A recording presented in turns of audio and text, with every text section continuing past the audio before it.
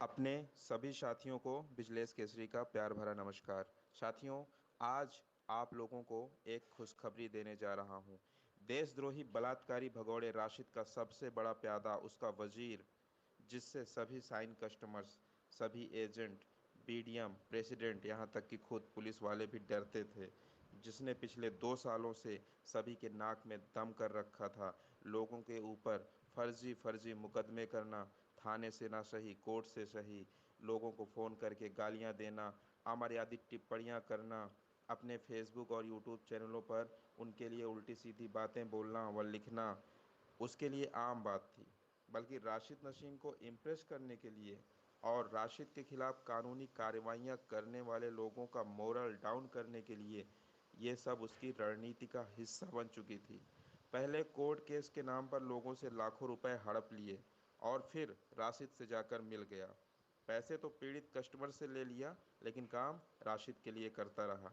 काफ़ी दिनों तक तो लोगों को इसकी असलियत पता ही नहीं चली, और जब पता चली तब तक 50 लाख रुपए से भी ज़्यादा की वसूली कर चुका था ये महाठग। इसके खिलाफ सारे साक्ष्य इकट्ठे किए गए और राशिद नसीम के षड्यंत्र में शामिल होने और दोषियों को बचाने के लिए अनैतिक व असंवैधानिक क्रियाकलापों की पूरी डिटेल ईडी और ईओडब्ल्यू को भेजने जा रहा हूं। आप समझ गए होंगे कि मैं किस मक्कार की बात कर रहा हूं। जी हाँ, मैं उसी महाधूर्त की बात कर रहा हूं जो कस्टमर्स द्वारा काम ना होने पर अपना पैसा मांगने पर उसे दलाल, बीडीएम, सीनियर बीडीएम घोषित कर उसकी ऑडियो, उसका कन्वर्सेशन यूट्यूब व फेसबुक में डाल देता था, ताकि डर के मारे लोग उसका विरोध ना करें और ना ही उससे अपना पैसा मांगे। कभी राशिद को पानी पी पी कर गालियां देने वाला आज राशिद का तलवा चाट रहा है। इसने राशिद के इशारे पर मेरे ऊपर रंगदारी मांगने, चैम्बर में घुसकर लूट करने, इसका पैसा व मोबाइल छीनने, इसको जान से मारने की कोशिश करने आदि तमाम तरह की झूठी, बेबुनियाद और फर्जी एफआईआर करवा दी थी। इसने मुझे पिस्टल लहराकर लाशें बिछाने की धमकी भी दे डाली। मेरी पत्नी के ऊपर भी एफआईआर करवाया व उनकी फ़ोटो यूट्यूब फेसबुक पर डालकर धमकी दी कि ये फ़ोटो पोर्न साइटों पर डाल दूंगा। बिकाऊ मीडिया वालों से मिलकर कभी 1 करोड़ 62 लाख व कभी 60,000 करोड़ की ठगी का आरोपी बनाकर निराधार खबरें प्रकाशित करवाई। कुल मिलाकर मुझे लड़ाई से हट जाने के लिए राशिद ने पहले तो खरीदने की कोशिश की, फिर डराने की कोशिश की, फिर खुद से फ़ोन करके जान से मारने की धमकी भी दी। ये सारी चीज़ें तो आपको पता है, मगर इसके आगे का नहीं पता। जब राशिद को ये पता चला कि ये ना तो डरने वाला है और ना बिकने वाला है, तो इसने अपने एक प्यादे को खड़ा किया मुझ पर कानूनी दांवपेच चलाकर डिस्टर्ब करने के लिए।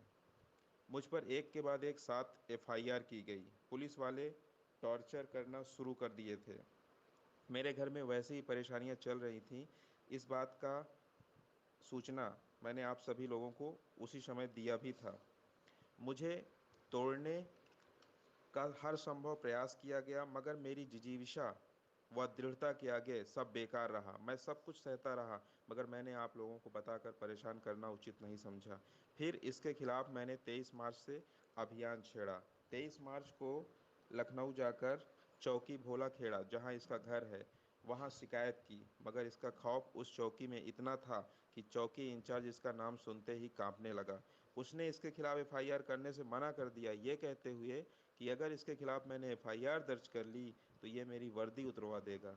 फिर हम लोग वहाँ के एक वकील साहब ब्रिजेश सिंह जी से मिले और इसके खिलाफ कंप्लेन कैसे करें, इसे जेल की हवा कैसे खिलाएं, इस पर सुझाव मांगा। उन्होंने बाकायदे हमारे साथ हर जगह स्वयं चलकर हमारी मदद की। उनके निर्देशन में थाना कृष्णनगर गए, परंतु वहाँ तो इसी के आदमी बैठे थे जो वर्दी तो सरकार की पहनते हैं, मगर सेवा राशिद व इसके प्यादों की ही करते हैं। उन्होंने हम लोगों को उल्टा डराना शुरू कर दिया कि उसकी पहुंच बहुत ऊपर तक है, अगर उसके खिलाफ शिकायत की तो उल्टा फंसोगे।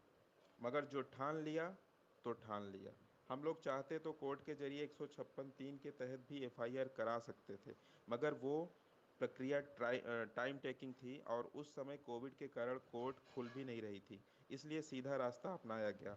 थाना कृष्णनगर के बाद एसीपी कृष्णनगर श्री स्वतंत्र कुमार जी से भी बात की गई, मगर जब कहीं सुनवाई नहीं हुई तो 26 मार्च को कमिश्नर ऑफ पुलिस डी के ठाकुर जी से मुलाकात की गई और पूरा प्रकरण उनके संज्ञान में दिया गया। उन्होंने तत्काल थाना कृष्णनगर को एफआईआर दर्ज करने का आदेश दिया, मगर थाना कृष्णनगर ने उस आदेश को भी ताक पर रख दिया और एफआईआर दर्ज नहीं किया। अंत में मैंने ट्विटर का सहारा लिया, जिसमें आप सभी ने मेरा पूरा सहयोग किया। उसके लिए आप सभी को धन्यवाद भी देता हूं कि भले थोड़ा समय लगा, मगर ट्विटर ने इतनी इसकी पिस्टल वाली वीडियो को 17,000 लोगों से ज़्यादा लोगों ने देखा। मुझे सीपी कार्यालय से लेकर डीजीपी कार्यालय तक से फ़ोन भी आए। मैंने पीएमओ जन सुनवाई कंप्लेन के साथ साथ 1076 पर भी कंप्लेन कर रखी थी। यूँ समझिए कि कोई कोशिश बाकी नहीं रह गई थी। अंततः पैसे और पहुंच का रसूख हार गया और सच्चाई की जीत हुई। परसों दिनांक 7 मई को उस महाठग और उसके अब्बा राशिद के खिलाफ मेरी एफआईआर दर्ज हुई। आपको सारी बात बताने के पीछे मेरा मकसद सिर्फ इतना था कि जुल्म करने वालों की फौज तो नारायणी सेना की तरह होती है, मगर विजय तो धर्म का साथ देने वाले पांडवों की ही होती है। हाँ, लड़ाई में धैर्य की बहुत बड़ी परीक्षा होती है।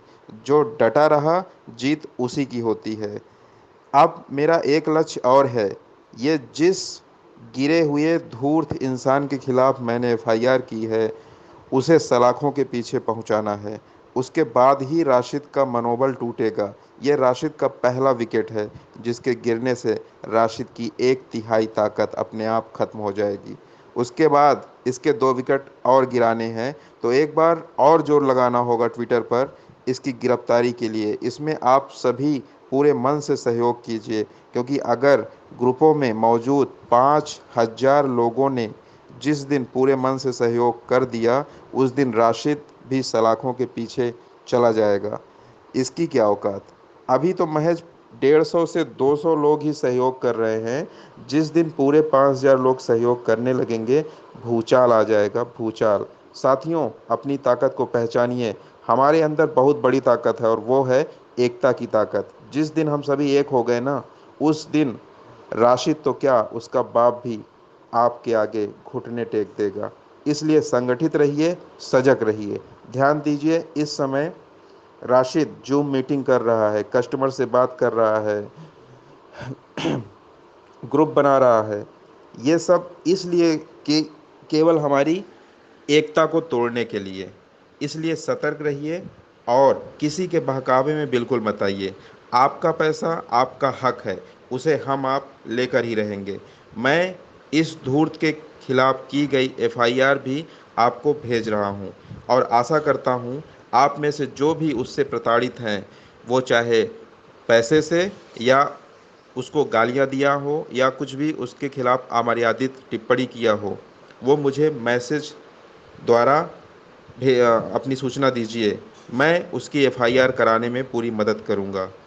और इस पूरी ऑडियो में मैंने उसका नाम इसलिए नहीं लिया क्योंकि अगर उसका नाम मेरी ज़ुबान पर आता है तो उसके साथ अपशब्द अपने आप निकल आते हैं। ये उसकी खासियत है कि जो भी उसका नाम लेगा बिना गाली के नहीं लेगा। इतना गिरा हुआ इंसान है ये। खैर, आप सभी स्वस्थ रहिए, मस्त